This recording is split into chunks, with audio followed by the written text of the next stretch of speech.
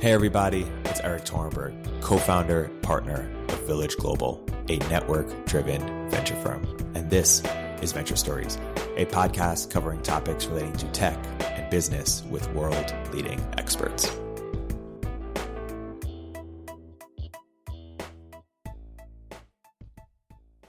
Hey everybody, welcome to another episode of Venture Stories by Village Global. I'm here today with Michael Nielsen of Y Combinator. Michael, welcome to the podcast. Hi, Erik. How do you sort of define your career identity when someone comes up to you and wants to know more about sort of what thread ties your career together? What do you tell them?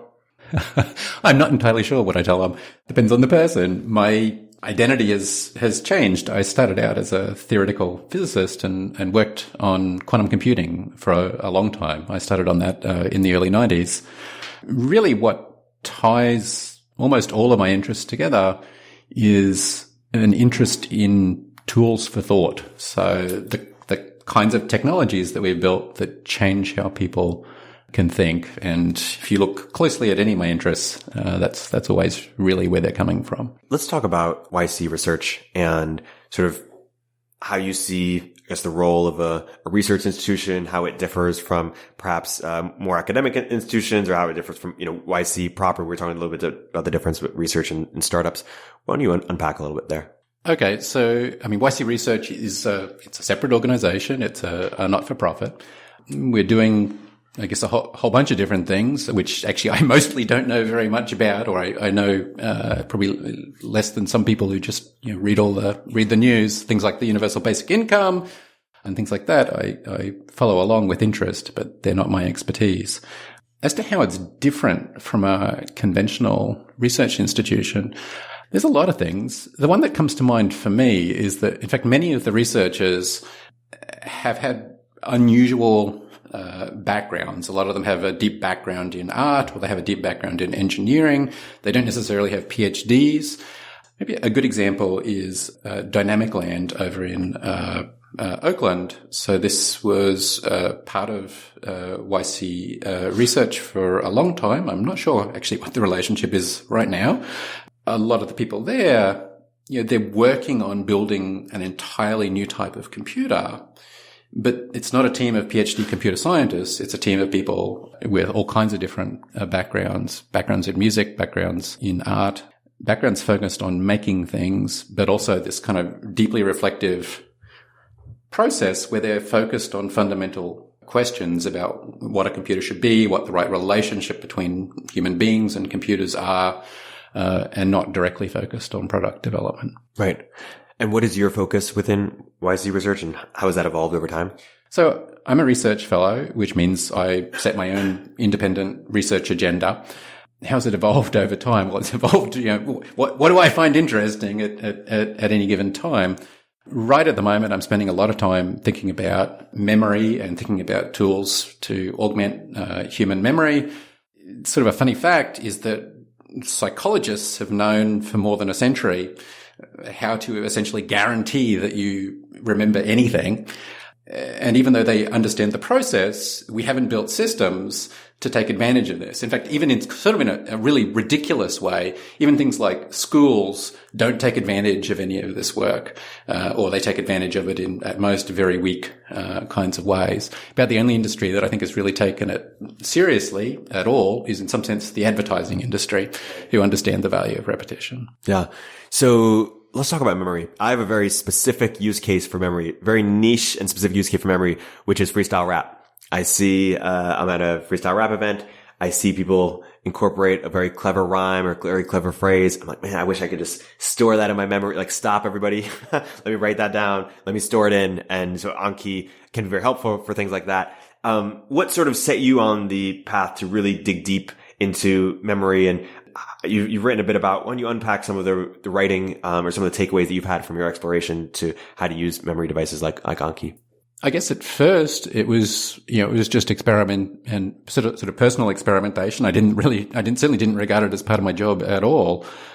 It was more just sort of a side interest. What were you trying to remember? Well, the first few times, so basically I read a little bit online from people like Gwen and a few others, some accounts of this spaced repetition testing idea. and then dug into a little bit of the history, the psychologists who'd worked on it going back to the 1800s.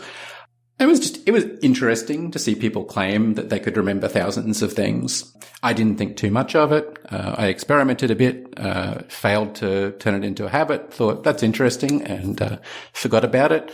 I came back once or twice after friends expressed great enthusiasm, failed again. And what made me start to take it a little bit more seriously, it was just sort of idle curiosity. For some reason, I had to learn, I decided at some point that I needed to understand the Unix command line quite a bit better. I think I'd sort of just picked up bits and pieces over the years, and then I had some project where I knew I was going to need to do a whole heap of it. And essentially as a joke for myself, I thought, I wonder if I can use these spaced repetition practices to essentially memorize sort of an entire book about the Unix command line. A short book. It was one of the O'Reilly pocket guides. And I found that amusing. I started to try it, and I realized that, in fact, it would be possible. Very quickly, I realized it would be possible. In the event, I didn't memorize the whole thing, but I memorized certainly most of the bits that I could potentially find useful.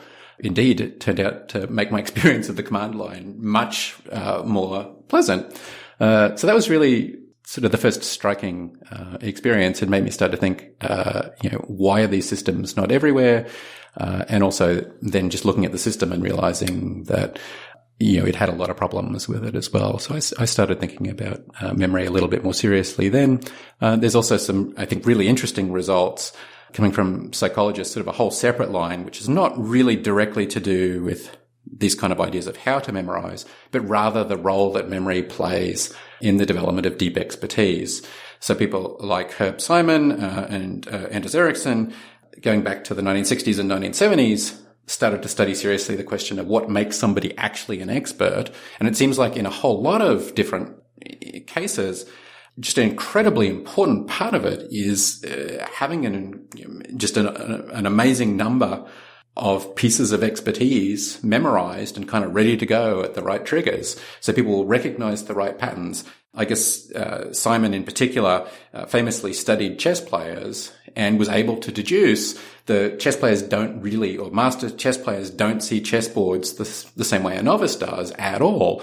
Rather than seeing individual chess pieces, they see chunked patterns. So they will recognize particular combinations of pieces. And that's the way they think. They estimated that on the order of 25 to 100,000 of these chunks were committed to a master chess player's memory. Mostly unconscious. Like they're not thinking, oh, that's, such and such a type. I mean, there's a little bit of that, but they're not thinking in that way. And starting to read into that literature and understand that there seemed to be some deep connection between memory and sort of what we think of as more sophisticated types of expertise was also very motivating to start to think a little bit more about this. So if I wanted to perhaps become I'm a beginner chess player now, but if I wanted to become an expert quickly, perhaps what I might do is memorize most famous openings or closings and in a very deliberate way. Not being a chess player, I'm not sure. It's a good question. I mean, the way in which, of course, master chess players do a whole lot of just, memorization of that. They also do a huge amount of analysis, though. They'll find particular, decisive, particularly important positions and study what's going on. It seems as though, to some extent, it's the chunks are emerging out of that process of study. So it's not just memorization in what you might think of as that passive mode. This particular combination of pieces means whatever. There's this active process of analysis. The same is pretty much true of, I have much more experience as a theoretical physicist, so reading theoretical physics and reading mathematics. And there's this strange thing. You go into a new part of it and you sort of, at first you read papers very slowly. And then this funny thing starts to happen you're not really conscious of. You can start to look at a new paper and you sort of see, the key result must be over here. And, I can ignore most of this analysis, but, that paragraph, that's clearly very important. And you're not really conscious of what's going on. There's some kind of pattern matching which is going on. You've internalized the bits that say, this is all business as usual, doesn't matter. those two paragraphs contain the essential argument, the idea of the paper. And all this, of course, is going on subconsciously, which makes it a little unsatisfying, but it's repeatedly the case in my experience that's how you end up reading papers. Yeah. It is interesting to think about as we think about expertise, what, areas of expertise are there sort of like low-hanging fruit or are more accessible than others? For one, crude example for me is I wanted to be an NBA player, and basketball was just no matter how hard I tried to like hack the system, I wasn't going to be a great basketball player. Real limitations. Whereas with freestyle rap, I think there's a chance. I think there's an opportunity to hack the system, or that it's more accessible in some way, or I've certainly had better results. In most things, so there's this famous rule that people love to dispute, the 10,000 hours or 10 years or whatever rule.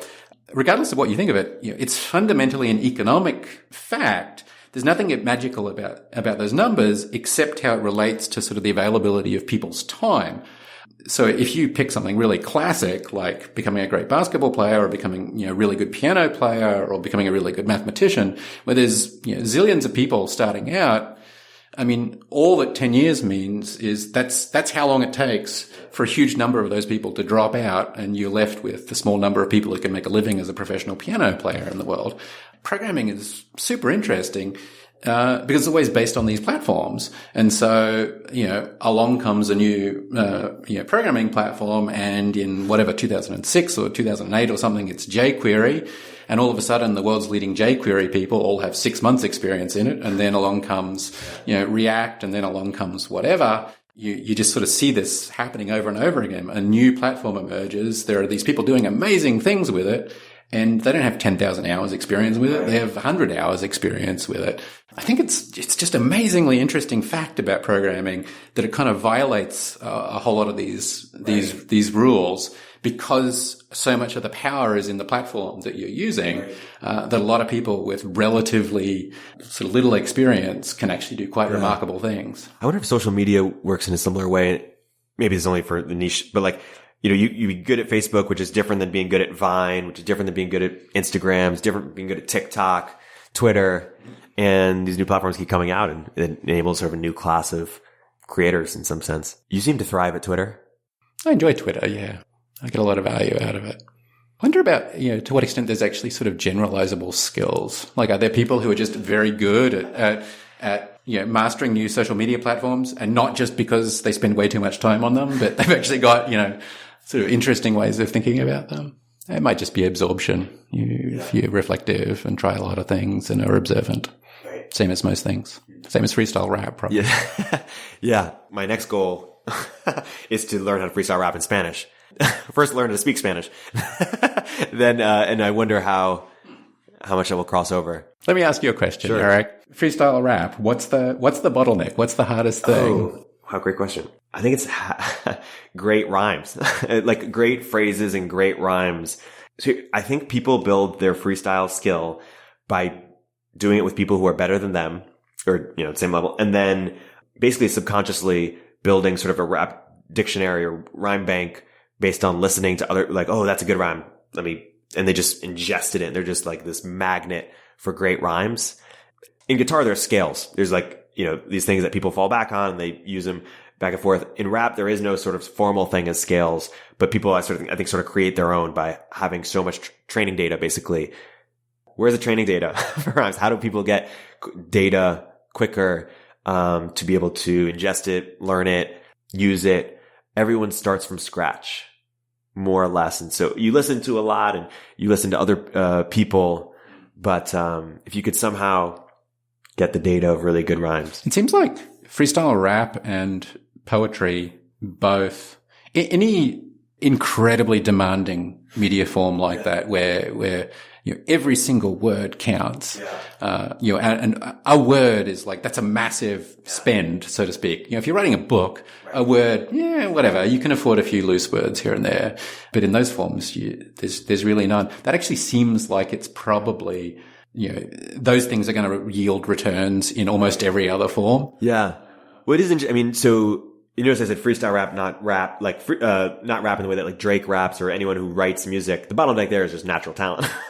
Whereas freestyle rap, the bar is pretty low. Like, because freestyle rap is just, you're literally thinking off the top of your head. And then you're coming up with, storytelling in real time. And that's such a hard thing to do that to do it at a certain reasonable level of quality puts you like world class, compared to, poetry sort of, anything that's a non-improvised, poetry or rap that's non-improvised, has a very, very high bar. And, I feel like that's more natural talent in some way. I suspect that people who, very good sort of slow poets, so to speak, that's also, that they're storing a lot of patterns, which enable them to become really significantly better at improvising. They might have some sort of hang-ups which prevent them from doing that. I've certainly noticed that I think almost everybody does, if you want to speak well in an improvisational fashion on a subject, write an article which takes you 100 hours to write first. You'll actually speak much, after the fact. You'll be able to improvise really significantly better. But of course, that's not really what's going on. It's just that you've leveled up probably multiple times and you're thinking about it. Totally. Right. In the same way that if you, spend 100 hours on this article or series and then you sort of freestyle or improvise in a podcast, it becomes a lot easier. What do you use spaced repetition for today, and what sort of non-obvious ways are you using it, or are you seeing other people use it that you're inspired by? Actually, when I started using it, I mostly stayed separate from all the forums and whatever. And I didn't realize really for a long time, I'm using it in a whole bunch of really strange ways. I'm using it to do analysis of paintings. I'm using it to analyze mathematical proofs. I use it to memorize a whole bunch of like personal information. These are apparently not standard ways. They were sort of improvised myself. Things I will like to do. Certainly, I've done a fair amount of just taking pieces of mathematics that I want to understand really well, absolutely apart. So, taking a proof of some theorem that I'm interested in, I think of it as disassembling it into the atoms, trying to understand those as clearly as possible, and then putting the whole thing back together. Really what you want is to get to a point where you understand what might appear to be a very complicated proof as just a single idea. That's kind of the ultimate thing. Like, what's if you were to phrase it in verbal terms, which is not how I end up doing it, but in verbal terms, it's like, what's the one sentence explanation for why this has to be true? Now, usually, actually, there is no good verbal explanation, so that's not quite that's not quite what I'm aiming for, but that's the gist. Like, I want what's the one idea that really makes this tick, and everything else is just kind of, it's all surroundings. So that's a common technique. That's for things that I want to understand really, really well, where I end up having all of those facts committed to memory. That's a really high price to pay. On the other hand, there's this, I think of it as being able to see through the result. It's funny, a lot of pieces of mathematics, you may know, but they're still kind of cumbersome. It's not your native language. When I'm able to see through a result, I understand not just why it's true. I understand why it's true in 9 different ways, and I can see connections to a whole bunch of different things. Right. That's what I'm aiming for through this process. And that really does require having it all in, it's not enough to have it written down somewhere. No, I want it all in my head. Right. I need to be able, ideally, I should just be able to walk along, and I don't need paper and pencil or anything anymore. I can just carry, the whole line of thinking in my head. And all the things that are most valuable to me, I can think about that way. Yeah.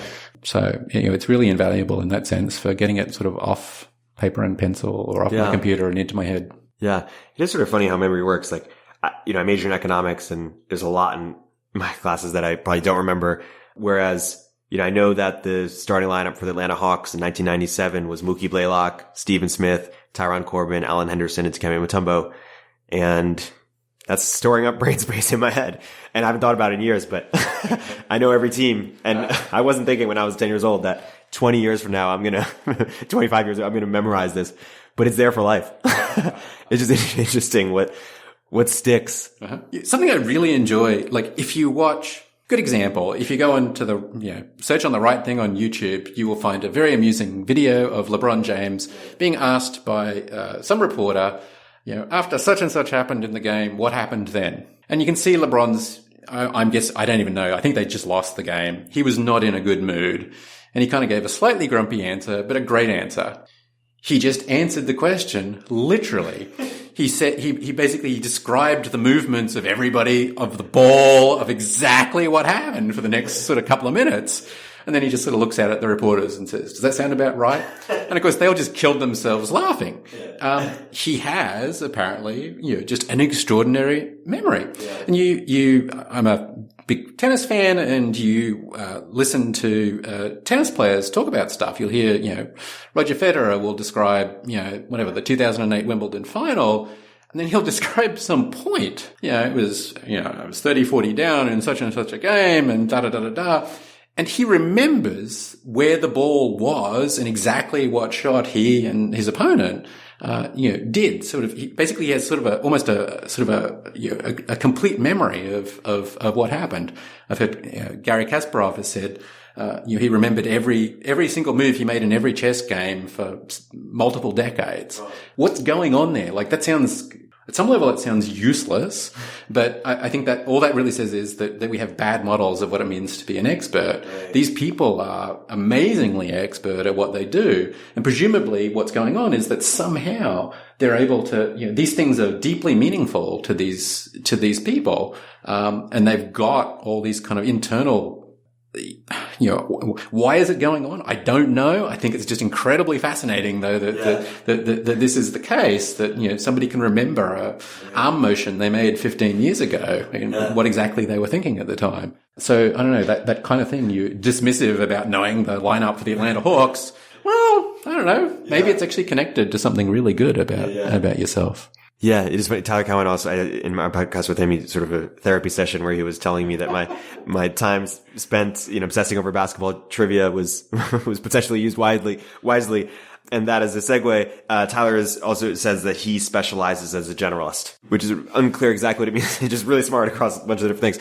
How do you think about the tension in your own learning between going wide, going deep? What do you choose to become an expert in? What do you say, hey, too many people are already expert at that, I don't need that? Or, hey, that's a foundational knowledge, I need that to learn other things. Or that's too niche or obscure. How do you think about that? One return to being a specialist is you acquire a whole lot of inherited political power. Basically, a whole heap of other people have already done the work required to establish what you're doing with funders, to establish it in the wider audience and whatnot. So that's a really interesting benefit. If you want to do pioneering intellectual work, mostly that means doing something that doesn't yet have a name. So you lose a lot of those benefits. In actual fact, it may be really bad. The really bad situation is when you don't know what you're doing, you don't know why you're doing it, and you can't explain it to anybody else. So if you're Alan Turing in the 1930s trying to explain why you're inventing, or I guess what we now call the Turing machine, your story is just bizarre. He was motivated by, this really strange problem in the foundations of mathematics, which today sounds, kind of completely bizarre. Hilbert wanted to know whether or not there was an effective procedure for determining the truth or falsity of a mathematical statement. And Turing got interested in this problem and invented computing. Actually, I've stated that at least it's clear. I doubt it was even that clear to him. Maybe he was actually working on that particular problem. My guess is he was probably just sort of noodling around in that general area. The work that interests me the most anyway tends to be work where it's not even yet clear what the narrative is going to be. So people find foundational new narratives. They really kind of, shape them sometimes over years or decades. And then eventually you figure out what the field wants to be and it becomes something. I started working on quantum computing when it was a few years old and nobody was working on it. I got interested in open science at a time when that phrase barely existed. That tends to be what I find personally interesting. It's not an intellectual choice. It's not a well-motivated choice. It's something about my personality. It's probably determined by, when I was 3 or something. Right. One thing I have with my friend is and we message every day, but now we have a Google Doc, with anytime we're thinking of ideas. And that Google Doc has lowered the friction, lowered the bar of putting an idea out there, and then really sort of collectively thinking together. And even Twitter's, although we use it to think out loud and to engage, is too high of a bar. How do you decrease, I'm curious for that as sort of technology thought, sort of a collective Google Doc that we're all sort of, that the bar is just so much lower to think out loud and thus build on other people's ideas? It's a good question. There's something funny about trust, because I think often your best ideas or the most valuable ideas are things which seem very strange and hard to articulate at first. And they may grow over days, weeks, months, years. And so there's a fair bit of trust involved in sharing them in that kind of a way. There's probably only a relatively small group of people you will do that with. It's interesting what characteristics you need. You simultaneously want a person who will be very critical and very not critical, which is pretty hard. I have a friend who I think of as being just amazing at this. I don't even know to what extent it's conscious, but he really has these two modes. You can go into this kind of, just wonderful exploratory mode where he just knows what it is to go towards sort of the most interesting part of anything. And then he'll stop and take stock. And, you have this very good sort of critical analysis mode. And somehow, this combination of things is really good for turning ideas. Well, I think of it as almost watering ideas, sort of the garden metaphor. You just water them a little, you see if anything comes up, you go away, you come back, you water them some more, and hopefully over a few months or a few years, some of them turn into beautiful trees. And many of them, of course, turn into weeds or just die, but that's okay. And is Twitter a garden for you? Or is that where you're? No, I think of Twitter as not really an online service at all. It's the online component of a much improved offline experience. Yeah.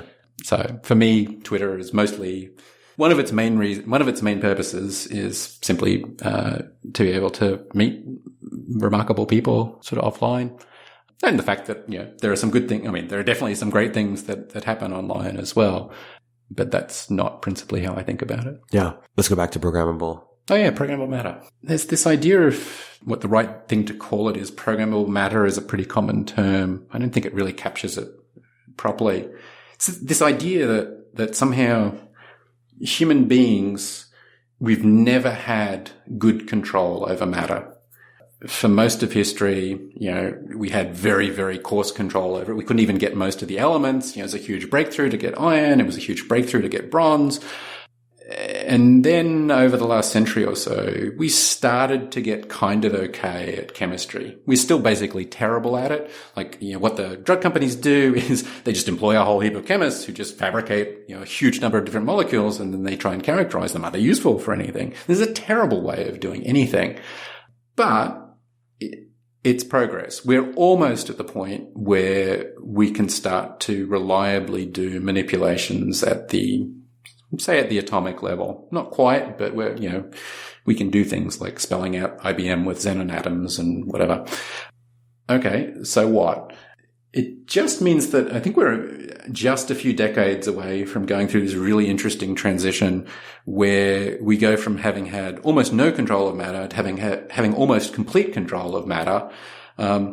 And when you have that almost complete control, it's going to become programmable in all sorts of deep and interesting ways. It's not just going to mean that you can control where atoms go at any given time. It's going to mean that you can control energy flows. You can control all the different bulk properties to some extent. Things like how brittle is it, how hard is it, how ductile is it, how conductive is it. All those kinds of things. We're gradually going to expand how much control we have.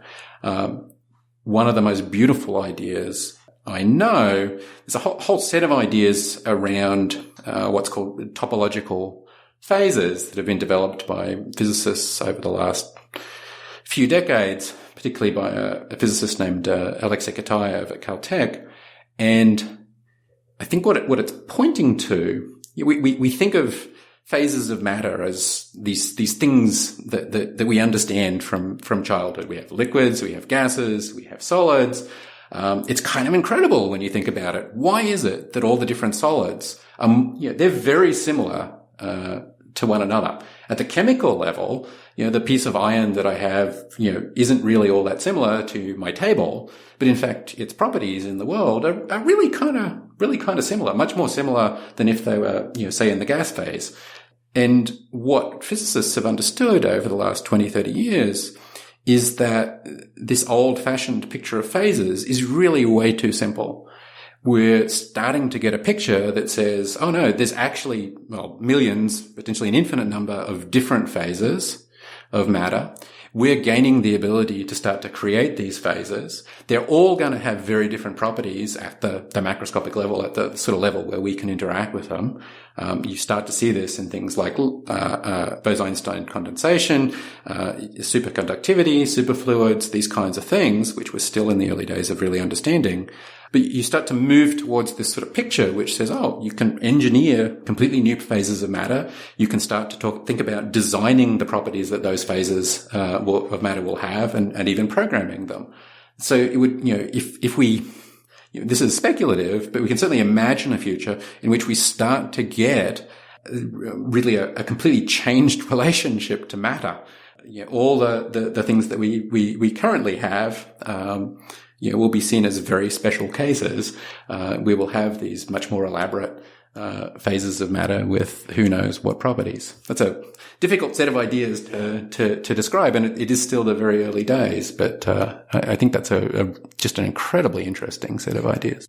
You see, in startups, you have an idea that people often think is weird, and the question is, and you have some insight, but the question is, especially with the consumer thing, how long do you sort of keep pushing on this idea? And startups, you're able to get feedback, relatively quick, as to, hey, people don't want this. And they go, okay, I thought there was something here. And sometimes you keep pushing until really you get some validation. I guess I'm curious in science, when you have an idea, when you give up on an idea, when you say, how you get feedback on ideas, especially when they're weird. Yeah. Hard to know. In 1998, I saw Kip Thorne give a talk about LIGO, the gravitational wave detector. And in the talk, he said, we'll need a sensitivity of 1 part in 10 to the 22. In other words, you need to be able to detect changes in length of 1 part in 10 to the 22, which is just, I literally just laughed when I heard that and thought, well, good luck, maybe in 500 years. Actually, what I really thought was, if I was going to write a paper about this, I would write a paper containing a proof that it was impossible. And sure enough, 20 years later, they released this paper, and in the abstract, they report a strain sensitivity of 1 part in 10 to the 22. They did it. This is just, it is mind-boggling that they were able to do it. And, how can one, I forget what it is. It's like measuring the distance to the sun to an accuracy of 1 atom is that's the right kind of ballpark. It should not be possible. So in some sense, that's just such a huge judgment call that they were willing to take their ability to filter out sources of noise so incredibly seriously. My judgment would certainly have been, this is a bad idea. And obviously I was completely and utterly wrong. And I think LIGO is possibly the most amazing thing human beings have ever done. But that's a hard call. And that's a success. But there are tons of scientists who, they make this judgment, we should, work over here and whatever. And 20 years later, sometimes they have nothing to show for it. On the other hand, the number of things that pay off is pretty high. They certainly determine the shape of the world. Yeah.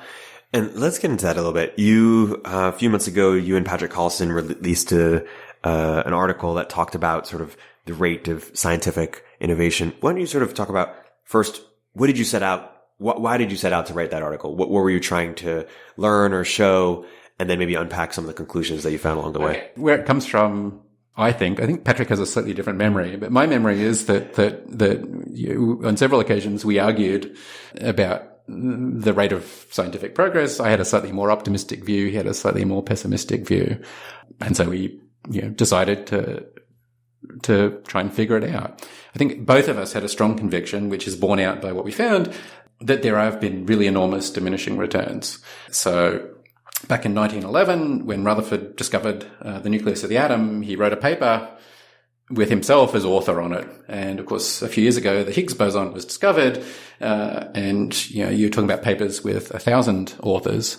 Just the scale of effort which is required has gone up enormously. And in many ways, it seems like a lot of sort of the results are getting significantly less interesting. So we wanted to see to what extent that was borne out.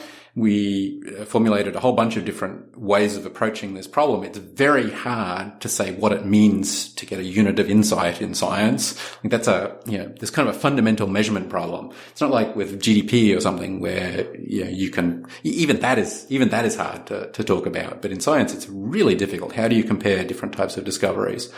And so we found a bunch of proxy measures and tried to understand the picture. And the picture over the last century that we found was not too optimistic. It certainly suggests very strongly diminishing returns to effort. There's a bunch of, I believe that, I think. Yeah. Much more strongly than when we started the work. That we're in some form of secular stagnation. Yeah. Certainly in terms of, there are people like Tyler Cowen and Gordon and various other people who argue that this is also true economically, that productivity growth has stagnated. I don't know exactly what I think about that. It seems to me that how you measure productivity growth is, it's extremely difficult. A lot of people work very hard on it. It is very difficult to actually measure, but in the case of science, I believe it's true. It's taking a lot more effort to get ideas of similar or lower quality. It's hard to beat, Newton. The idea that the universe is governed by laws and that we have these regularities. That's pretty good for one guy. Yeah. Speaking of economics, how should we think about science as sort of an unusual type of economic system, or what sort of scarcities exist within science? How should we think about that? Well, that's a huge question. One that I'm fond of, I guess, is, certainly one scarcity is expert attention. If you have particular types of expertise, it's a really frustrating thing as a scientist. Very often that whatever the problem is that you're currently struggling with, the right person could probably just solve it. It's going to take you a month or 6 months, and the right person could just look at it and say, look, what you do is this. So there's some massive inefficiency there. I sort of think there's this market for expert attention, and at the moment it's incredibly inefficient. Things like Stack Overflow and its various sort of, there are versions of it now, Math Overflow for mathematics, and there are other things like that. There's a physics stack exchange. Kind of address it a little bit. They probably reduced that inefficiency by 1% or something, but it's still an incredibly inefficient market. Yeah. Email actually, reduced it really pretty substantially. God knows what Slack has done for it. It's probably reduced it in some ways and massively increased it in other ways. So if I mentioned for me that my bottleneck for Freestyle Rap is training data, what's the bottleneck collectively for scientific innovation? Or I think it really depends on in different fields. There's this reproducibility crisis in social psychology.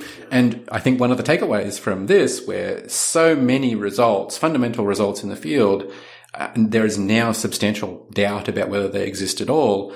In that particular case, in that particular field, it really seems as though, maybe, we should just regard that field as starting over at this point. I've talked to people who work in adjacent fields, and they say that they don't believe their own results from their own papers before a certain date. It's not that they were, people were being dishonest or engaging in bad behavior. It's that, in fact, what they thought were reliable methods for generating knowledge turned out not to be reliable. So there's a whole bunch of practices which some people are starting to adopt, but those practices are not going to help. They're not going to help somebody like me, who's a theoretical physicist by training. They're not going to change theoretical physics very much, if at all. Fact which bugs me a lot, if you look at rankings of world universities, they don't change. So if you look at the Shanghai rankings, which is the oldest international rankings, they go back to 2003, the top 10 universities in those rankings have been the same every single year, except in 2003. University of Chicago was on the list. It was replaced by Yale the next year. So, think about the S&P 500. Facebook didn't exist back then. Google was still private. And of course, if you look at the sort of remainder of the top 10 list and the S&P 500, it's changed around enormously.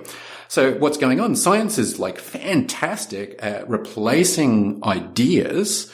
Some grad student, or in some cases outsider, can have a really good new idea and topple the Nobel Prize winners and whatever. So it's got a fantastic growth model for ideas. It's got a terrible growth model for institutional ideas. Every week in Science and Nature and these other journals, people will propose new approach. They'll say there should be postdocs should receive this type of training. There should be more outreach. There should be more of this. There should be more of that. These ideas will often grow a little bit locally, but they won't grow, in the same sort of massive way that really good new institutional ideas will out in the commercial sector. Basically, I think there's some kind of sclerosis going on there, and what's needed is a way of overcoming that sclerosis. The best ideas that I know, well, there's a few. One is that really large emerging economies, China, India in particular, they have just this amazing opportunity, which is they can do science in a different way. It's unclear that they're going to take this opportunity. There's a lot of just copying going on. What does, Caltech, what does Harvard, what are they doing well? How does the NSF work? But to the extent that people there are still setting up their system and are actually able to make courageous choices and do things in a different way, they have the opportunity to create a new system that really behaves in a different way. There are many related ideas. Another one which I'm really quite fond of, I really wonder, at the long run impact of going to space in a serious way. If you set up a colony on Mars, well, initially, it's going to be small potatoes. It's really not going to do much. But over 10, 20, 50 years, it's going to start to grow. And there's going to be all these incredible pressures and stresses in that environment. Again, they will have the opportunity to actually do something in a genuinely new and different way. Those are very long range kind of answers. They're terrible answers. In terms of short range, what you want is for people to be able to start their own university in a garage, and because they have a better approach than Harvard, 10 years later, they've replaced Harvard. We don't have that at the moment. There are so many ways that it could potentially happen. People will talk about things like Xerox PARC or Bell Labs and go, oh my goodness, weren't they so great? If they were so great, why did the National Science Foundation not acquire them? They could have done that. The NSF could have bought PARC out. It's not done, but so what? If you find things like that, which look like they might be in danger of going away or being restructured, which is more or less what happened to PARC, it still exists, but it was certainly changed very substantially. If it matters so much to the mission of some of these larger grant agencies, they can potentially amplify them, pick out the best ideas, pick out the best institutional ideas, and actually try and make them better, try and help those institutional ideas actually take over the world. Yeah. So let's say the right people in India or China, brought you on, and your full-time work was establishing how the institution should be designed for science to flourish. You mentioned a little bit, but what more would you do, or how would you approach that opportunity? As you can probably tell from my answer, I'm certainly a fan of chaos, trying many different ideas. Some things which are not currently done, which are sort of obvious things to do. There's a standard structure for the scientific group. You have a professor at the top. You have maybe a bunch of postdocs. You have a bunch of grad students. This is an obvious thing to vary in a whole bunch of ways, in terms of having, just change the number of people of different kinds of seniority, change the career structure in a variety of ways. I don't know, so many random things which one can try. Make it compulsory to retire at the age of 35. What impact does that have? It will certainly change people's risk horizon. Provide things like, for example, tenure insurance. That will also create sort of a change in people's risk horizon. You de-risk the tenure process. I'm a fan of what Peter Thiel did with the Thiel Fellowship. It changes who can be a scientist in a really interesting and fundamental way. My understanding is that they are no longer doing that in certainly the very aggressive way they were in the early days of the Thiel Fellowship. It's very interesting to talk to people who are scientists who went through that program, and at the age of 19 or 20, they were all of a sudden told, oh, you're responsible, you're not some peon in a lab who's doing what you're told. No, you're responsible for picking out a project, which is really incredibly important, and making that project go. And of course, most of them, it didn't really work. They were not successful.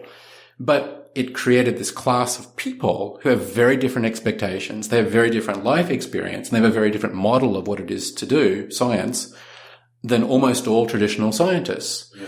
And it's really interesting now to start to watch some of those people as they're, in their mid-20s, and they're doing interesting and different things. People like Laura Deming and Chris Olar and people like that. It's just very interesting to sort of watch them go and to realize that, they're quite different from the conventional scientist. So there's, I'm focusing there on one particular thing, sort of the question, who can be a scientist? And almost any change that you make will result in a different class of people. Another change type of class that I'm kind of a fan of is the one that says, try and select for people who are enterprising might be right. I want something maybe a little bolder. Risk-seeking? Risk-seeking. Something that I've noticed, for example, a fair number of very good scientists, they often will have some military service in their background. Yeah. This doesn't really match the conventional model. Those people will have the stereotype, you've worked in the military, you're probably not very creative.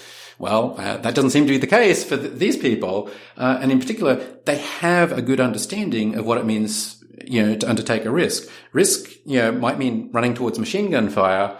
Getting denied a grant, not so much. It's okay. It's not the end of the world. I think certainly much of the selection process for scientists actually selects for people for whom the idea of not getting a grant, that's just a terrible thing, or I'm exaggerating.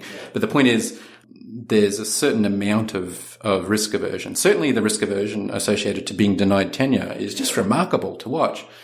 A lot of people incredibly stressed about that, and they really change their behavior in ways that I think are very unproductive. So seeking out people who are not going to care about that and finding ways deliberately of filtering for them, that's also going to change people's risk profile and will change the type of work that they do. Something like Craig Venter, for example, the famous genomicist. He was in, I believe it was Vietnam. He served there. And, he does have this, I think, very interesting sort of profile of risks that he's taken during his career. He's done a lot of very unconventional things. I don't know him personally. I don't want to try and psychoanalyze him. I'm just using this as kind of an example of the kind of behavior that you might see without really imputing it. And if you go back to the bottlenecks for a second, is the problem that we don't have enough expert attention or sort of enough interest from people who are experts or would be experts? Is it that they're working on the wrong things or things that are less likely to be fruitful, or that they have the wrong incentives, and that doesn't lead to long-term? I think a lot of it is just centralization. In most sciences, there's an enormous desire on the part of institutions to receive grants. They can charge overhead on those grants. So people, they put in their applications to the National Science Foundation or to the NIH. Those are centralized organizations. So there's kind of this funnel, and people's ideas go through that funnel. I noticed it years ago. I went back to the Australian Institute of Physics annual congress and to the Australian Mathematics, kind of the equivalent thing. And I noticed that the mathematicians, despite me being a physicist, it was way more fun for me to go to the mathematics thing.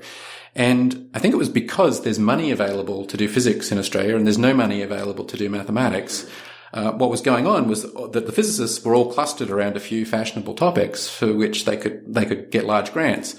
The mathematicians would all complain that there was no money available to do anything, but they were vastly more spread out. Every mathematician I talked to, they had this amazing story about, I worked on this and then I worked on this, and they were kind of all over the place. They were a very heterogeneous group, whereas the physicists who I talked to, often they could just say one phrase and I kind of could say, your career was essentially this.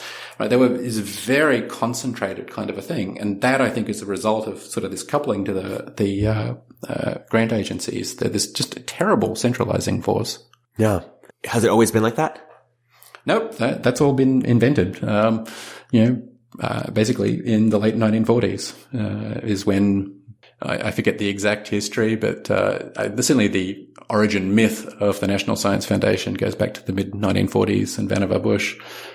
And then the NIH is about the same time. So basically, modern big science is kind of a post-World War II invention. And would your proposal for, there's one thing to start from scratch, but in terms of working with what we have now, it should be broken up into smaller organizations, more specialized organizations? Or? Yeah, I like that idea. I like the idea of a grant agency production line.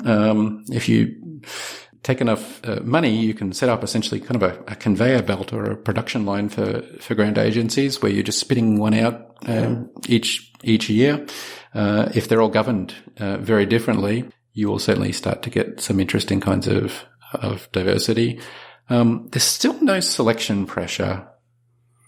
You want things to die. You want bad things to die. You want good things to get larger. Yeah. I don't really understand how to do that on short time scales. Over long time scales, I think it's not so difficult to see. Right. If the quality of a society's ideas determines how well it does, well, if the Martians can figure out how to do science in a much, much, much more effective way, that may give them some interesting long-term advantages. That sounds ridiculous, of course, when I say that. Almost as ridiculous as saying, in the 1600s, if the Americans can figure out how to do science really well, they're going to take over from Europe. Well, it worked out pretty well. What does the venture capital for science look like? The part that's not sort of for-profit startups. I mean, one of them you already mentioned, which is just having a much larger number of funders. One thing which I know some venture firms do, which I think is good and would work well in science if it was more widely used, is doing things like using golden ticket funding, where one reviewer can just say, yep, I love that idea. It's going to be funded. I don't care what the other reviewers say. There's actually the New Zealand Health Research Council has started experimenting with randomized allocation of funding. So they do sort of a basic sanity check on applications. Is this work, they're not proposing a perpetual motion machine. Is it potentially transformative? And if that's the case, then it just gets put in a pool, and they apparently literally use a random number generator to pick who gets funded. So those kinds of ideas, an idea I particularly like is very similar to what grant agencies currently do.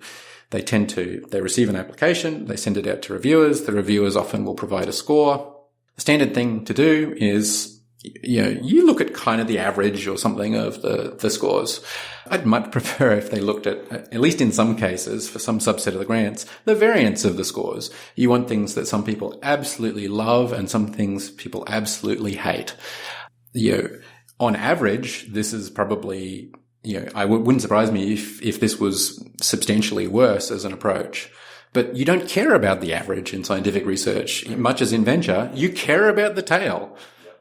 This might already exist, but is there a role for something like a Patreon or a Kickstarter for? Yeah, people have tried it. You have this interesting problem. Patreon or Kickstarter, a lot of that's about marketing. A lot of that's about your ability to explain yourself to a large audience. For some types of science, that's probably fine. If you're, a world-famous mathematician, if you're Terry Tao or somebody like this, and you want to attack a famous problem, the Riemann hypothesis, you can probably, get some nice funding together through Patreon. Okay. All right. Yeah. That's good as, I guess, a small partial solution. Typically is not going to work. I mean, it's not that necessary because he's going to be able to get the funding anyway, but it's an interesting thing to think about. It's not necessarily going to do a great job for the problem that somebody is currently struggling to articulate and which doesn't have any public at all, but which in 40 years' time is going to turn out to be the most important thing that was done at the time. Yeah. Turing couldn't have run a Patreon in 1936, not just for the obvious reason, but even if it had existed, it would have just seemed strange. This might be a very dumb idea, but in terms of generating sort of interest, mass interest, or maybe mass interest is not what you care about, maybe it's more expert interest. Is there a role for something like esports for science or like Shark Tank for science? some sort of science as entertainment or science as sport, the real world for I'm just kidding. But sort of like, to what extent would that be helpful, if at all? If at all doable? It's interesting to think about. MathWorks, who make MATLAB, ran a programming competition. It has a little bit of this flavor. It's sort of done in the open in a truly remarkable way. All the submissions are scored instantaneously or within a few seconds, and then the code is shared publicly, and the score is put on the leaderboard. So it becomes not quite a spectator sport, but people are just coming in and stealing each other's code and repurposing it and improving it and whatever. It's quite a frenzy when they were doing it. They haven't done it in a few years. There actually was an instance that was a little bit like this. That's right. It was somebody a few years ago claimed to have proved that P is not equal to NP, I think it was. So this very famous problem in mathematics and computer science. And a couple of notable mathematicians and computer scientists were inclined to take this seriously. And a very well-known computer scientist, Richard Lipton, started blogging about it. And then they actually started a collaborative project to pull apart the paper that was claiming this. So my connection is that, in fact, I host the wiki that they were using to do a lot of the collaboration. And the wiki was just getting absolutely hammered as hundreds of thousands of people were checking in. I guess because there was a fair bit of sort of public interest. There were a lot of articles in the mass media, and apparently people were interested to come along and sort of follow along. I don't know, people have this really interesting relationship to that. There's the Perimeter Institute, is a theoretical physics institute outside Toronto where I used to be faculty. They're in this great public lecture series. They have people like Roger Penrose and Lenny Susskind and a whole bunch of very well-known physicists come and give talks. And there are public talks. They're just talks for people in the town. And sometimes they're really pretty good, but sometimes they're just incomprehensible. I think they're incomprehensible sometimes if you're a theoretical physicist, never mind for a member of the public. And yet it's really interesting. Even sometimes the incomprehensible ones that people really enjoy.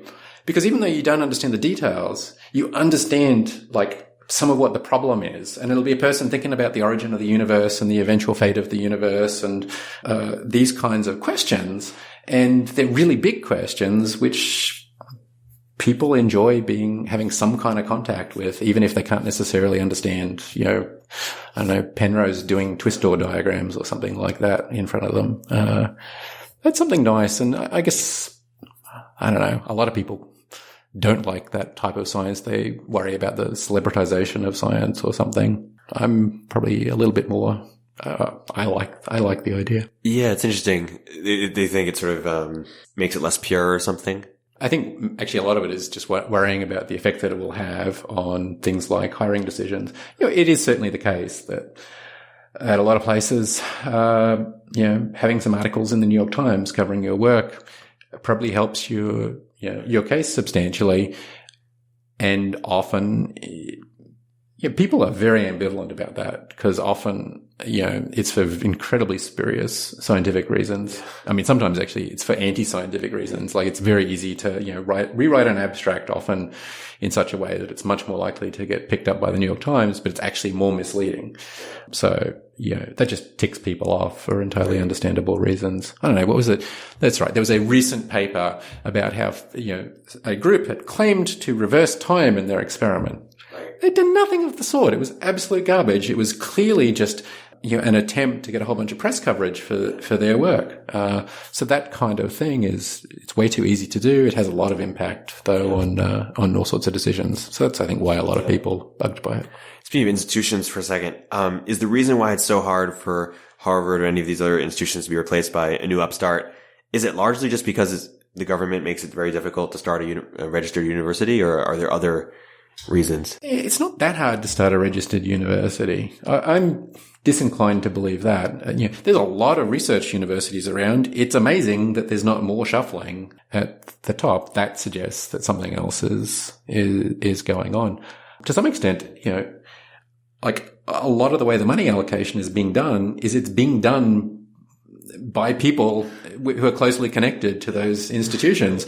So, you imagine that essentially the, C*Os of all the, S&P 500, the 10 largest, S&P 500 companies in 2003 had gotten together and essentially were in charge of, allocating capital for the next 20 years. Well, it wouldn't have changed that much. And I think that's an oversimplification of what's going on. But there is certainly some truth to that being the case. Basically, science is self-governing to a remarkable extent. Right. This has many benefits, but it also has some real disadvantages. And I think that sort of sclerosis is one of the disadvantages. Yeah, it is interesting. I mean, in some sense, Amazon, Apple, Facebook, I mean, they are in charge of, allocating all their capital. And yet still in 10 years, 15 years, 20 years, there will be something that disrupts them. Yeah, they're coupled to the market, right, in some really interesting way. There's no coupling or there's a much weaker coupling to the market in this case. I wouldn't argue that it should be coupled to the market. I think that's a disastrous idea for a whole lot of reasons, but you need some external selection pressure. In principle, nature provides that, right? And at the level of individual scientists, nature is absolutely brutal on people's ideas. You can work on something for 10 years, and if it's a bad idea, good luck. You can't fool nature. You can't even fool nature as easily as you can fool the market. At the institutional level, it's a worry. What's the role or opportunity for the gentleman scientist, the independent scientist? I think that they've been enabled enormously by the internet and the fact that most papers now are available somewhere online. It's also a lot easier to find peers. I don't have any data, so I don't know whether or not it's true, but I pretty strongly suspect that over the last 20 years, we've gone from that being relatively unimportant to being much more important than it used to be. There's this, the Ronan Institute, and there's a few other sort of essentially affiliations of independent scholars. There's things like a lot of grant agencies. You can't apply for a grant unless you have some organization to act as the administering organization. So these places like this Ronan Institute, they're sort of set up to do that. I think what's good about it is the type of person who's going to set themselves up like that, probably on average, they're substantially more likely to be a crank. They're also more likely to be in this tiny little tail of disproportionate contributors. A lot of very good scientists really are highly disagreeable people. Not that surprising, but it's true. They will sometimes have difficulty surviving, conventional institutional environment. Even more so than entrepreneurs, right? Like I feel like entrepreneurs, you have to have some level of agreeableness. Like you have sort of this balance of like, you have this weird idea, yet you have to sell people on it all the time. You still have to convince, typically 10 or 100 or 1,000 people to work for you, without, quitting after a week. You can be a very disagreeable scientist and just work in your basement. and some do. Yeah. Speaking of disagreeableness, I'm no John Stuart Mill scholar, a very vague understanding of his work, but my understanding of On Liberty, I think there's a chapter or segment where it talks about experiments in living, where he talks about it's not just imperative that it be, legal to be yourself basically and do, follow your curiosities, but also sort of morally encouraged that people explore sort of trying to defense for being weird and that we all explore, we all benefit from people experimenting individually and in public so that people can see and learn from it. And that should be sought out. And he was really concerned about conformity. And I think that you and Patrick are interested in that idea of encouraging people to, be experiments and creating society and a culture that encourages that being weird, basically. How do we do that? The silver lining of the Bay Area housing crisis has been, I think, the emergence of all these group houses, which often provide some encouragement for people to do unusual things. I think it's pretty rare that people are so independent that they do their weird thing entirely on their own. It seems to be more common that they do very unusual things with the support of a small group around them. And so that seems certainly healthy from the point of view of generating diversity and, different ways of living. I mean, there's so much intentional living in this area, and very often, it's easy to point at so many of those experiments and say, well, that was a disaster and that didn't work and that didn't work and that didn't work. But of course, you need a lot of things that don't work to find interesting things that do. The most powerful thing I know to do is to tell people that they're doing good, which sounds strange, but if somebody is doing something unusual, they very often, sometimes they'll be getting a lot of positive reinforcement, in which case it's fine. But very often, not only are they not being told it's good, they're not being told it in a perceptive, truly valuing way. So if you really, truly like the work, or at least the direction it's going in, sort of the more specific you are. And actually, Nikki's a good example. Nikki Case, who I mentioned before. Nikki does these very unusual, I don't know what to call them, explorable explanations, I guess is what Nikki calls them. And they're just these sort of remarkable experiments. And you want to say that those things are, I don't know what they're for or what they mean over the long term, but I'm very glad that somebody's doing that kind of experimentation, particularly when it's outside sort of traditional values. This is not a basis for a startup. It's not a basis for a scientific research project. It doesn't sit within any of our existing institutions. That's when it kind of matters. The NSF is never going to fund this. A VC is never going to fund this. It's just odd.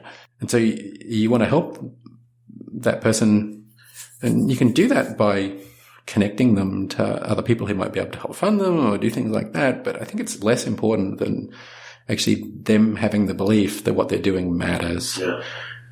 Anyway, especially when if they're hearing nothing otherwise, or in fact that it doesn't matter. Otherwise, so countering that. I think there's a related thing, which is I think there's this sort of enormous complement deficit in the world. I guess my sort of working theory is that almost everybody's friends know a whole lot of really good things about them that the person doesn't know about themselves. Yeah. And it's just obvious, right. Such and such is, so kind and thoughtful in these particular ways, or da-da-da-da-da-da-da. And it's totally obvious to all or many of their friends. And yet the person themselves doesn't realize it. And it would just totally make their day, week, month, year to be told even once. I don't know. I'd love to understand how to, how do you find out those things and sort of publicly service them a little bit more, routinely? I keep asking my friends for compliments, but they won't give them. It's not the right, there's something sort of weird about, like, why is that the case? Why is that the case? Yeah. And when you're talking about group housing, Patrick has tweeted this idea that we shouldn't just study biographies, but we should also study sort of group biographies, and how people come up together. How do you think about that idea, and why is that interesting to you? I don't know. I mean, it's interesting to think about, just the basic question, why care about biographies of individuals at all? To some extent, it's just, I think it's this kind of validation that we were talking about before. It's possible to live in this way. Oh, it's possible to live in that way. You sort of get these interesting models that you just didn't realize it was possible to do. And then, you have the obvious sort of answer, I guess, to your question. You look at something like, I don't know, Bloomsbury is a good example. So this group that included Virginia Woolf, John Maynard Keynes, Lytton Strachey, and a whole bunch of others, Duncan Grant, all the things that they did together that were just sort of interesting ways of being. They ran this essentially, I don't know, kind of communal living arrangement in London in, I think the 1920s, which was probably pretty unusual, certainly at the time. But they do things like, for example, they brought the first exhibition of Cubist art to England. They ran a variety of really great pranks, actually on the British government, essentially. And just reading about those kinds of things, it's just interesting to see that, groups of people can do these kinds of things. They opened a theatre. These are not necessarily things that you expect, say, a novelist or an economist or whatever to do. So again, I guess it's just kind of mind expanding. What would need to be true for us? Like, how would we know if we're not in a slowdown anymore as it relates to the rate of scientific innovation? Like, Vernor Vinge, who I think first popularized the science fiction author, Vernor Vinge, who popularized the notion of a singularity, I heard him asked, what would be a sign of the emergence of superintelligence? And he said, well, a sign of a very rapid takeoff might be that you would wake up one morning and there would be a mountain range out the back that hadn't been there the previous day. So there'd be if things sped up enough, there might be some really remarkable changes. People who worry a lot about artificial and general intelligence, I think, tend to, or they worry about that kind of thing, or think about very dramatic, sort of very rapid changes. Sort of the broader answer, such a retrospective thing. That's part of what, I think a big part of the problem with doing science and with designing institutions to do science is that the feedback loops are just so darn long. Albert Einstein introduced the cosmological constant modification of general relativity in, I think, 1916 or 1917. 10 years later, he decided that it had been a terrible mistake. He called it his greatest error. And then 70 years after that, Brian Schmidt and Sol Perlmutter and Adam Rees discovered that no, actually, the cosmological constant was correct, and they won a Nobel Prize for proving this. So Einstein, took 10 years to decide he'd made a huge mistake, and then took another 70 years to figure out that no, actually, it was really, really brilliant thing to have done. So if you want to improve something, you want these really rapid feedback loops. They are really hard to get in science, and that's one of the things that makes judging this kind of thing very difficult. A good example, a lot of people are talking about CRISPR at the moment, this ability to essentially program genetic material really with very high precision. And my understanding is that, in fact, much of the work on CRISPR, the early work on CRISPR, was done by yogurt companies for what seemed like very banal industrial applications, which, they wanted to make their vats less likely to go off, and they were kind of doing all this stuff. That work would have seemed probably very uninteresting to most people at the time. It turns out that it laid the foundation for this incredible technology now. So it wouldn't have looked very important then, but in fact it is incredibly important. I'm not really answering your question. I'm saying why the question is so damned hard to answer. Patrick and I, that's why we looked over a baseline of 100 odd years, partially for this reason, and it was very retrospective. It's just difficult to say anything from the last 5 or 10 years. It's part of the reason why something like the New York Times is such a sort of unreliable guide to science. You can say what's fashionable and what's easy to explain and what's pretty, but it's often very hard to say what's deep. Partially, it's not just that it's hard for the New York Times, it's hard for the individual scientist to say what matters. And you said one of the biggest bottlenecks is lack of expert attention. I think that's certainly it's often a scarcity. I don't think that I wouldn't necessarily say I think that's the chief scarcity. Expert attention is really great for solving well-defined problems. It seems to me anyway that, what's really scarce is probably more the well-defined problems. And sort of large narratives that generate lots of good problems and which have some chance of being solved. There's this, one of the most common responses to our article, and we certainly thought about it a lot, was to say, you're just pointing out that all the low-hanging fruit have been taken. No, actually, science doesn't work like that. You get these new fields of science that emerge out of old fields, but they create all these new low-hanging fruit. The theory of computation emerged out of mathematics. But all of a sudden, it was just obvious to people that there were all these amazing simple questions which they could ask, much simpler than it would have appeared. It came out of logic and the foundations of mathematics, and a lot of those problems look really hard and incredibly esoteric. So you do have this, sort of very strange. The phenomenon of field production in science is, I think, one of the most interesting understudied things that we have. Like, where do new fields come from? What controls their rate of production? Can we just create new fields on demand? Is there some kind of process that we can go through? Is it, completely outside our control? What is a new field? All those kinds of questions are things which I think are very badly understood and just utterly fascinating.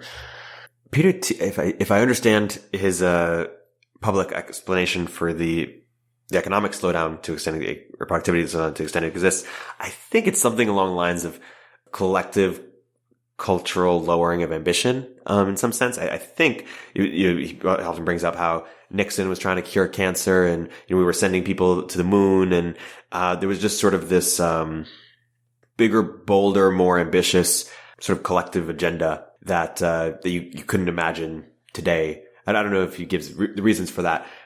Has that happened in science too?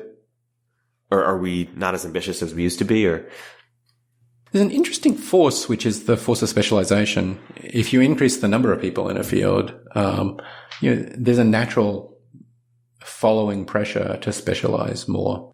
So that would be a force that would work in that kind of, or not would be, it is a force that works in that kind of way. On the other hand, it's not obvious to me that there's not just as many really extraordinarily brilliant people who, are extremely ambitious to solve very large problems.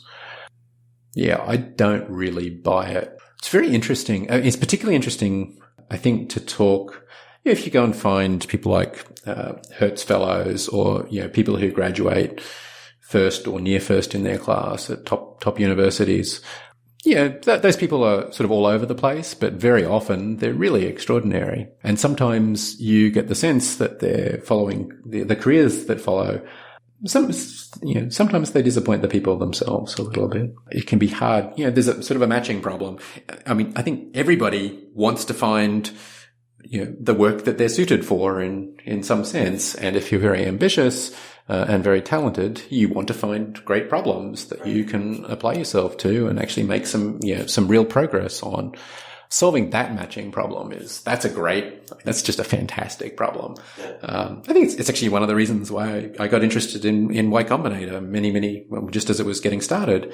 It seemed as though they were doing a good, they were increasing the efficiency with which this matching was taking place. Any mechanism which can increase that efficiency is super interesting. Co-founders or matching startups to capital, or? I mean, taking, in many cases, 21-year-olds who are ambitious but didn't have a whole lot of direction, didn't know what they wanted to do, and basically giving them sort of legitimacy and saying, look, it's actually not that hard. Right. You can go and attack this enormous problem and, here, we'll give you a whole bunch of advice and a whole bunch of help. And, it turns into Airbnb. Right. What's the closest thing to that for research today? I mean, there's certainly a lot of sort of picking of winners at all different stages. In some cases, there's sort of an ambivalent type. So there's things like the mathematics Olympiads in high schools. That's an extraordinary experience for those people. They often later have some problems. Although it's a wonderful formative experience and very good in many ways, it's not the same as doing mathematics. It's not the same as doing research in any field. And so there may be some kind of, I'm talking to many people who got like gold medals or whatever at those Olympiads. They sometimes have some difficulty making that transition, to put it mildly. But, that kind of thing is repeated over and over. I mentioned the Hertz Fellows before. There's tons of programs like that. The Harvard Junior Fellows, which is a program that's been copied by many other universities. All these things basically, they pick people out. They try and give them sort of special working conditions and cultivate them a little bit that way. I think very often they don't go far enough, not really through any fault of their own, but just because it's very hard. Something I do feel strongly is that any sort of homogenizing force it's usually pretty bad. You want strong local cultures which are different in some way. So, it's great to go and be, part of the Hertz Fellowship. But if ultimately you need to come back and get NSF funding or whatever, NIH funding, that's really going to drive a lot of, that's this sort of enormous systemic homogenizing force, which, overall, I think it's very suboptimal. It's imagine there was just, 5 VC firms. It'd be terrible. It really just would not be good. That's kind of what it is. Just combine all of the VCs into 5 big ones. Right. Twitter would certainly be less interesting, please. Yeah. I mean, Twitter has its own problems in this sort of homogenizing way, I think. Like it's great as a blender, but it also actually homogenizes people. I think it's always interesting when you find people who like really seek out unusual corners of Twitter. I want to go back to something you said earlier about reproducing social science. Some people have predominantly Austrian economists have sort of this epistemological view that physics and some other sciences, you can sort of deductive in a way that you can observe phenomena and then sort of deduce and make general patterns from what happened, but, or draw general patterns. But for things like economics or social theories or social science, you can't really do that as much, and you need to have more of a first principles approach. What's your sort of view on that epistemological idea? Okay, let me see if I understand the question. So, no, it's unclear that we're ever going to be all that good at the social sciences by the standards of the physical sciences, which is not to say that we won't find different standards which are, at least as interesting. It seems as though we're not there yet. All sorts of questions seem like bad questions. In physics, you get this enormous ability to do inference about a particle's behavior. Things like the Large Hadron Collider. People don't appreciate just how much. It's absolutely mind-boggling how they do the inference of what particles were produced, because they don't see the particles directly. They see, essentially children of children of children of children of children of those particles. There's sort of this just amazing debris. It's like dropping a car engine on concrete from orbit and then, figuring out something about it from the scattered remains. It's really a remarkable experiment. So I don't think that kind of control and inference may never be possible in the social sciences.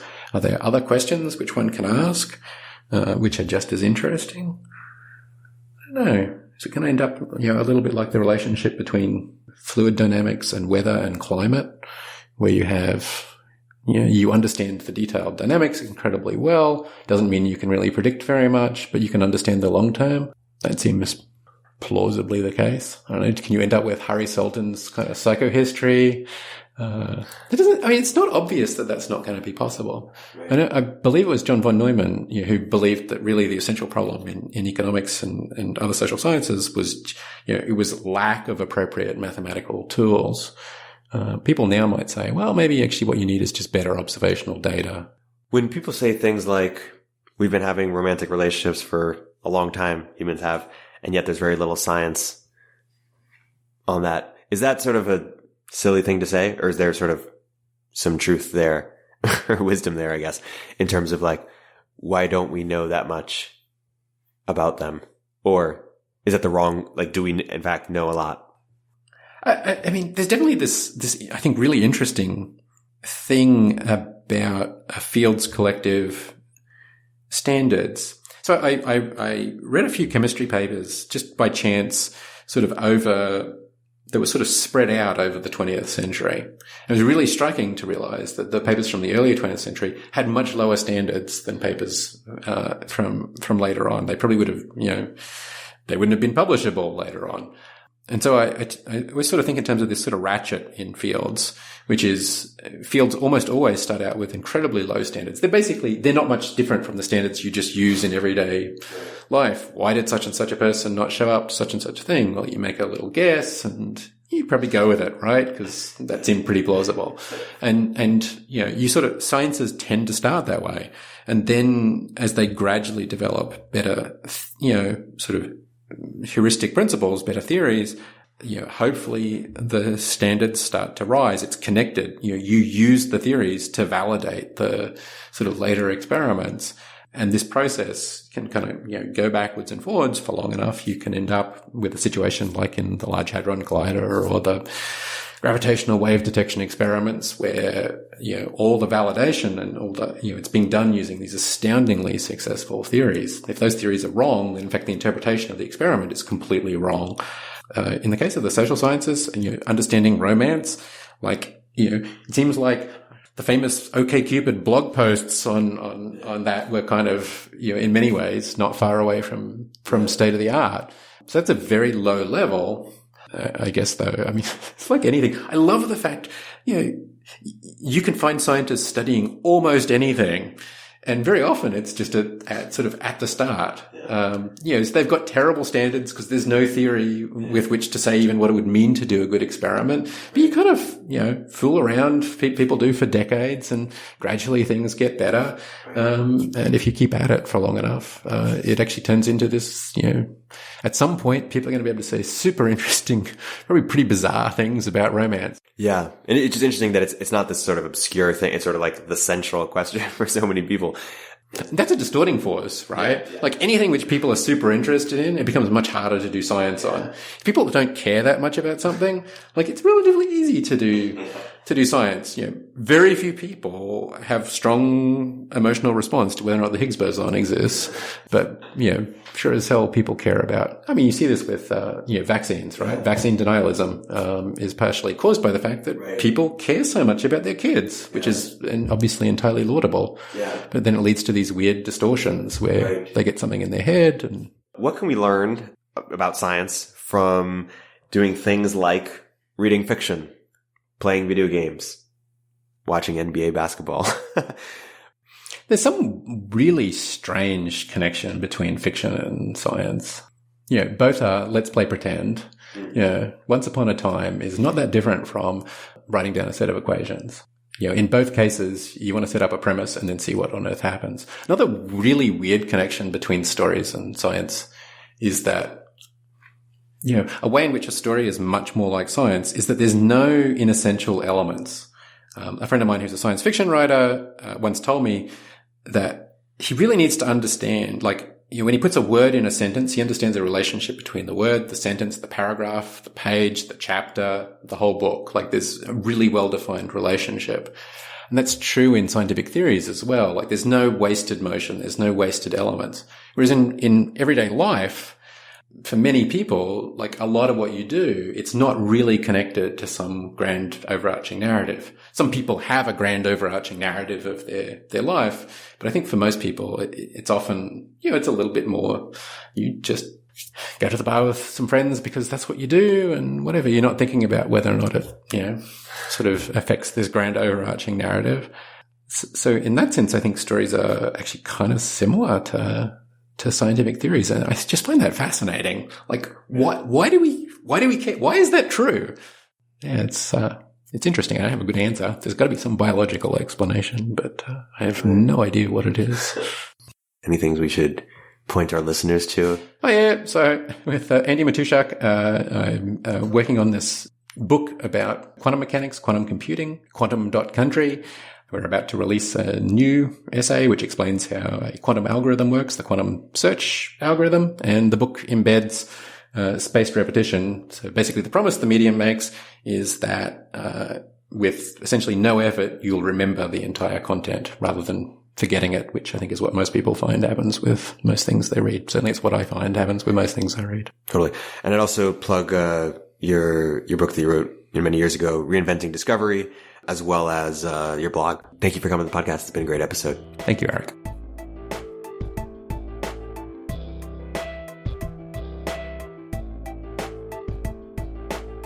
If you're an early stage entrepreneur, we'd love to hear from you. Please hit us up at villageglobal.vc/network catalyst.